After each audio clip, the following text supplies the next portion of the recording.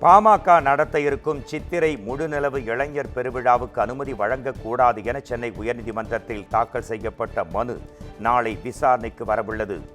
வரும் 11ஆம் தேதி செங்கல்பட்டு மாவட்டம் மாமல்லபுரத்தில் பாமக மற்றும் வன்னியர் சங்கம் இணைந்து சித்திரை முழுநிலவு இளைஞர் பெருவிழாவை நடத்தவுள்ளது.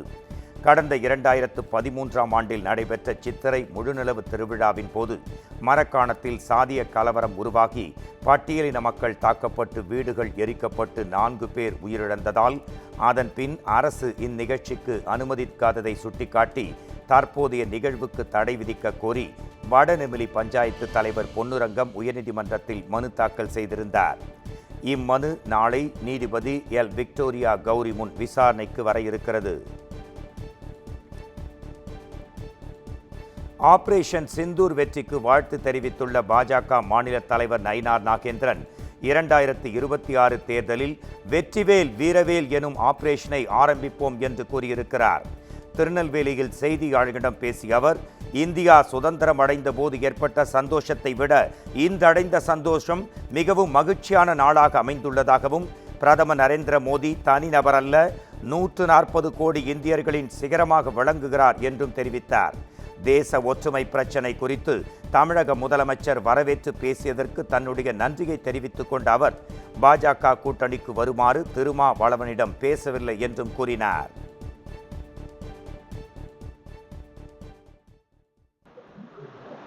தனி மனிதனுடைய உயிர் ரொம்ப முக்கியம். அதை விட இந்த தேசம், இந்த நாடு நமக்கு முக்கியம்.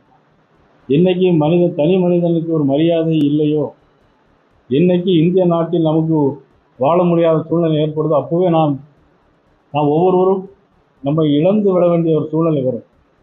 ஆக நம்ம நாட்டை பாதுகாப்பதற்காக எது வந்தாலும் எதிர்கொள்ள வேண்டும் என்பதுதான் என்னுடைய தனிப்பட்ட கருத்து. கொஞ்சம் குறுகிய காலம்தான் இருக்குது. சீக்கிரமாக கூட்டணியெல்லாம் சேர்த்து இப்போ அந்த சிந்தூர் ஆப்ரேஷன் மாதிரி 2026 வெற்றிவேல் வீரவேல் இந்த ஆப்ரேஷன் நாம் செய்வோம்.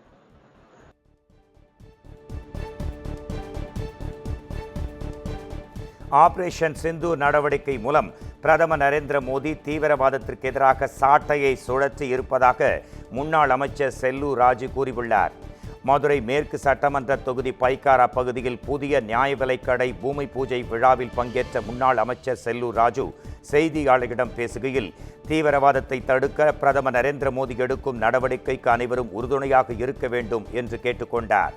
பொன்முடி ஓசி என்று பேசிய போதே ஸ்டாலின் சாட்டையை சுழற்றி இருக்க வேண்டும். ஆனால் ஸ்டாலின் சுழற்றவில்லை. இன்று தீவிரவாத தாக்குதலுக்கு பதிலடி கொடுக்கும் வகையில் பிரதமர் நரேந்திர மோடி தான் சாட்டையை சுழற்றி உள்ளதாக தெரிவித்தார்.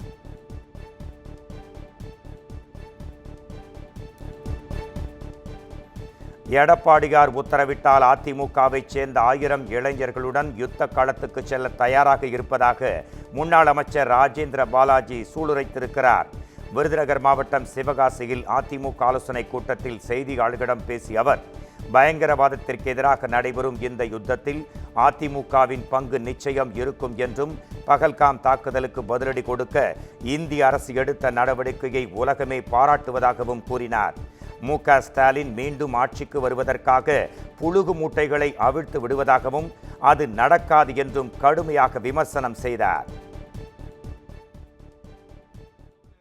மோடி எடுத்த நடவடிக்கை முழு மனதோடு பாராட்டுகிறோம்.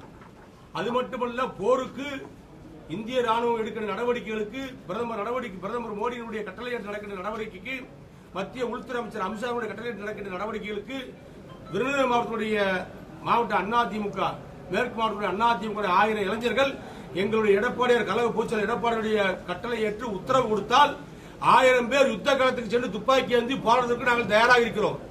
போர்க்களத்தில் துணை உதவி செய்வதற்கும் 10 நாள் இடைப்பட்ட துப்பாக்கி பரிசு எடுத்து போர்க்களத்தில் பணியாற்றுவதற்கும் 1000 இளைஞர்கள் எனது தலைமையிலே போர்க்களத்தில் செல்வதற்கு நாங்கள் தயாராக இருக்கிறோம்.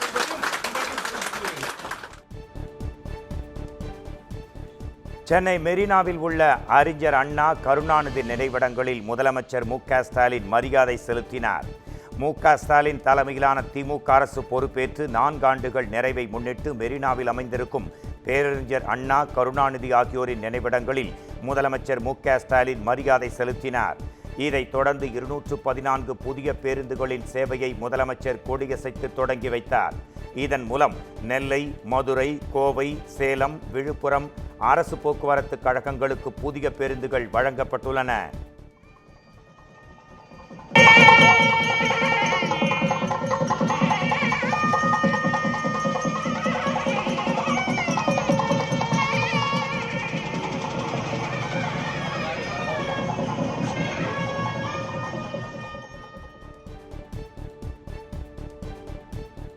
கார் விபத்து தொடர்பாக விசாரணை நடத்த மதுரை ஆதீனத்தின் ஓட்டுநரை கள்ளக்குறிச்சி காவல்துறையினர் அழைத்துச் சென்றிருப்பதாக தகவல் வெளியாகியுள்ளது.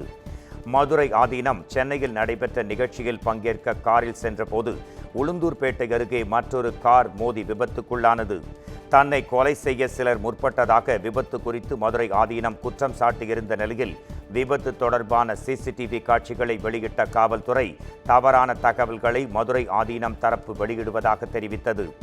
இந்நிலையில் விபத்து தொடர்பாக மதுரை ஆதீனத்தின் கார் ஓட்டுநர் செல்வகுமாரை கள்ளக்குறிச்சிக்கு விசாரணைக்காக காவல்துறையினர் அழைத்துச் சென்றிருப்பதாக தற்போது தகவல் ஒன்று வெளியாகியிருக்கிறது.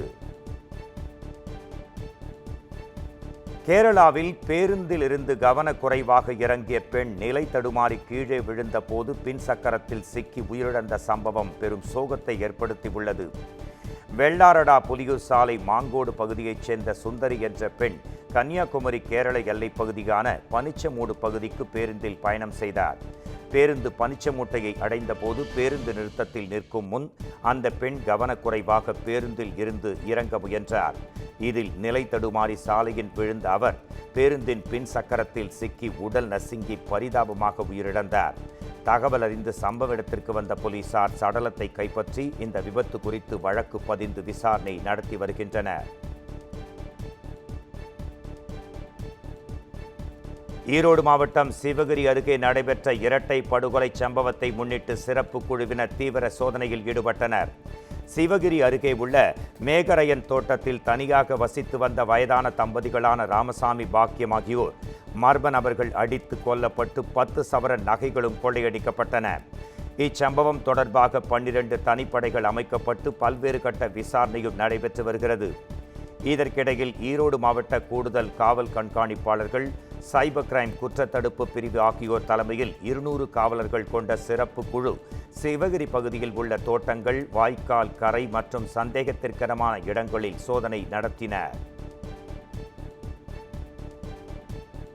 காட்டு யானைகளின் நடமாட்டம் காரணமாக டொட்டபெட்டா காட்சி முனைக்கு சுற்றுலா பயணிகள் செல்ல தடை விதிக்கப்பட்டுள்ளது. அது 2வது நாளாக தொடர்கிறது. நீலகிரி மாவட்டம் டொட்டபெட்டா மற்றும் அதன் சுற்றுவட்டார பகுதிகளில் தொடர்ந்து 3வது நாளாக காட்டு யானை ஒன்று உலா வருகிறது. சுற்றுலா பயணிகள் பாதுகாப்பு கருதி 2வது நாளாக இன்றும் டொட்டபெட்டா மூடப்படுவதாக மாவட்ட வன அலுவலர் கௌதம் தெரிவித்துள்ளார். கால்நடை மருத்துவ குழு, சிறப்பு பயிற்சி பெற்ற யானை விரட்டும் பழங்குடியினர், வேட்டை தடுப்பு காவலர்கள், வனத்துறையினர் என 60 பேர் 24 மணி நேரமும் காட்டு யானையை கண்காணித்து வருவதாகவும் அவர் கூறியுள்ளார்.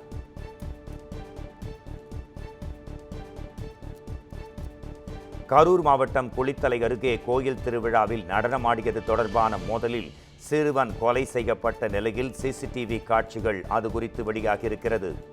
குளித்தலை அருகே கடந்த மே 4ஆம் தேதி நள்ளிரவு மகாமாரியம்மன் கோயில் பூச்சொரிதல் விழா நடைபெற்றது. அப்போது ஷாம் சுந்தர் என்ற 17 வயது மாணவன் தனது நண்பர்களுடன் நடனமாடிக் கொண்டிருந்த போது சிலர் மீது விழுந்ததால் மோதல் ஏற்பட்டது. இந்த மோதலில் ஷாம் சுந்தர் கத்தியால் குத்தி படுகொலை செய்யப்பட்டார். இந்த சம்பவம் தொடர்பாக 17 வயது சிறுவன் உள்பட 5 பேர் அதிரடியாக கைது செய்யப்பட்டனர். இதில் 4 பேர் திருச்சி மத்திய சிறையிலும் 17 வயது சிறுவன் சீர்திருத்த பள்ளியிலும் அடைக்கப்பட்டிருக்கின்றனர். இதற்கிடையில் ஷாம் சுந்தரை குற்றவாளிகள் கத்தியால் குத்திவிட்டு தப்பிச் செல்லும் சிசிடிவி காட்சிகள் வெளியாகி அதிர்ச்சி அலைகளை ஏற்படுத்தியுள்ளன. காஞ்சிபுரம் மாவட்டம் நாவலூர் அருகே லிப்ட் கேட்டுச் சென்ற இளம் பெண்ணுக்கு பாலியல் தொல்லை அளித்த இளைஞரை போலீசார் கைது செய்தனர். நாவலூர் குடியிருப்பைச் சேர்ந்த காயத்ரி என்பவர் ஒரகடத்தில் உள்ள தனியார் தொழிற்சாலையில் பணிபுரிந்து வருகிறார். நேற்றிரவு வேலை முடிந்து திரும்பியவர் அந்த பகுதியில் 2 சக்கர வாகனத்தில் நாவலூருக்கு லிப்ட் கேட்டு சென்றார். பைக்கை இயக்கிய இளைஞர் காயத்ரியை ஏரிக்கரை பகுதிக்கு அழைத்துச் சென்று பாலியல் தொல்லை அளிக்க முயன்றதால் அங்கு கிடந்த காலி மதுபாட்டலை எடுத்து இளைஞரின் தலையில் ஓங்கி தாக்கிவிட்டு தப்பிய காயத்ரி சம்பவம் தொடர்பாக மணிமங்கலம் காவல்துறையிடம் புகார் அளித்தார். காயத்ரி சொன்ன அடையாளங்களை வைத்து நாவலூரில் வசித்து வரும் காந்தியப்பன் என்பவரை பிடித்து விசாரணை செய்தபோது அவர்தான் அத்துமீறலில் ஈடுபட்டவர் என்பது தெரியவர காவல்துறையினர் அவரை உடனடியாக கைது செய்தனர். நீலகிரி மாவட்டத்தில் இ-பாஸ் நடைமுறை அமலில் உள்ளதால் 5 நாட்கள் நடைபெறும் உதகை மலர் கண்காட்சி 10 நாட்களாக நீட்டிக்கப்பட்டிருப்பதாக மாவட்ட ஆட்சியர் லட்சுமி பவ்யா தனி தெரிவித்துள்ளார். உதகை அரசு கலைக்கல்லூரி மைதானத்தில் பள்ளி வாகனங்களை ஆட்சியர் ஆய்வு செய்தார். அப்போது முதல் உதவி பெட்டியில் மருந்துகள் சரியாக இருக்கிறதா, வாகனங்களில் அவசர கால வழி இயங்குகிறதா என்பன உள்பட பலவற்றையும் சோதித்தறிந்தார்.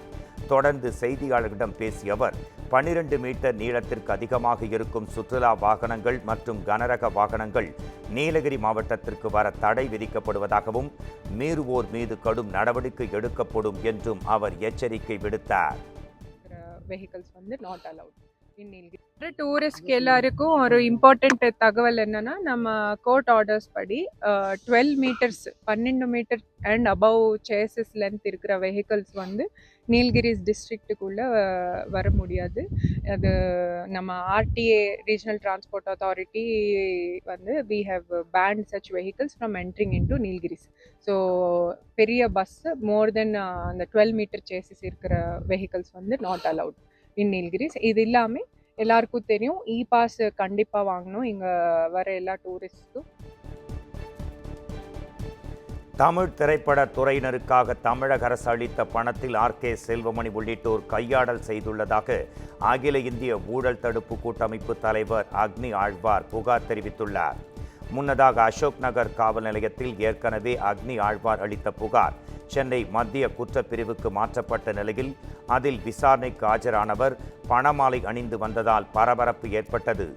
இந்நிலையில் செய்தியாளர்களிடம் பேசிய அவர் 2010ஆம் ஆண்டில் அரசு சார்பில் திரைப்பட துறையினருக்கு வழங்கப்பட்ட நிலத்தை பராமரிப்பு செய்ததிலும் 2018ஆம் ஆண்டு 2 படப்பிடிப்பு தலங்களை கட்டிக்கொள்ள கொடுக்கப்பட்ட 5 கோடி ரூபாய் நிதியிலும் தென்னிந்திய திரைப்பட தொழிலாளர்கள் சம்மேளனத்தின் தலைவர் ஆர்.கே. செல்வமணி உள்பட 3 கூட்டாக இணைந்து கையாடல் செய்ததாக அவர் அதிரடியாக குற்றம் சாட்டினார்.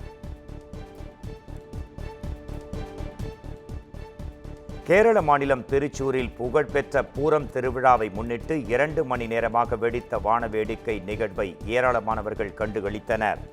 திருச்சூரில் நடைபெறும் பூரம் திருவிழா உலக பிரசித்தி பெற்றது. இதில் லட்சக்கணக்கான பக்தர்கள் வடக்கநாதன் கோயில் முன் கூடி திருவிழாவை மகிழ்வுடன் கொண்டாடினர். இவ்விழாவில் 50க்கும் மேற்பட்ட யானைகள் கலந்து கொண்டு நள்ளிரவு வரை குடை மாற்றும் நிகழ்ச்சியும் நடைபெற்றது. தொடர்ந்து அதிகாலை 3 மணிக்கு மேல் பூரத்தின் இறுதி நிகழ்ச்சியாக வெடிக்கட்டு என்று அழைக்கப்படும் பட்டாசுகளின் வான வேடிக்கை கோலாகலமாக நடைபெற்றது. இரவை பகலாக்கிய வானவேடிக்கை நிகழ்வை திரளானவர்கள் அதீத ஆர்வத்துடன் கண்டுகளித்தனர். இதற்கிடையில் திருச்சூர் புறத்தில் பங்கேற்ற யானை மிரண்டோடியதால் 42க்கும் மேற்பட்டோர் காயமடைந்தனர்.